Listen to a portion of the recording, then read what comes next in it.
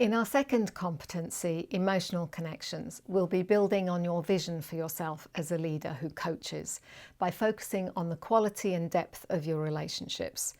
The relationships with those you lead, so your team, your peers and your clients. Whichever function you perform, whether that's as CEO, head of sales, technology, operations or people, head of a division or leading a team, you need to be influential, and to do that, you need optimally functioning relationships. What I'll be sharing in emotional connections is grounded in the latest research from the fields of neuroscience, linguistics, and behavioural economics, as well as drawing on what we have long known from the world of performance, drama, anthropology, wise leaders, philosophers, and sages gone before us and living amongst us. It's infused, of course, with my own experience learning the art and science of coaching, as well as my observations and experiences coaching leaders like you. In fact, the same applies for every module of this course, Leaders Who Coach. Every approach is built on real evidence and consistency of my own observations, as well as that of many brilliant coaches to whom I'm deeply grateful. So we begin with skill 3, build trust, secure permission. This is a simple yet powerful dynamic that helps to create safety to speak and be heard. It deepens people's connection with you, builds mutual respect and affords everyone the chance for open and productive conversations.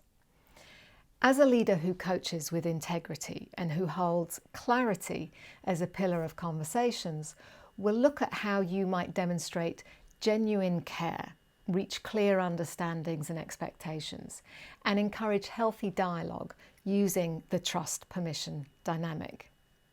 As you tune into what makes for strong relationships, we stay with you as a leader who coaches in skill 4, coach leader presence. We look at your presence, your energy, how you make others feel when in conversation with you, and the results and creativity you can release for yourself and in others when you're collaborating. We'll look at how you can dance in the moment. Think dancing shoes or trainers that make you feel light and nimble. Get comfortable with not always having the answers.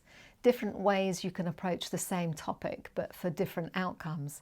And how you can regulate your own responses when emotions are running high. For example, in a meeting, discussing difficult or complex issues, or when those around you have a highly charged emotional response or reaction. For both of these skills, you'll have mini assignments designed to deepen your awareness of the dynamics at play in typical difficult situations. And by the way, all the assignments submitted are treated in confidence and won't be seen by anyone but me as your tutor.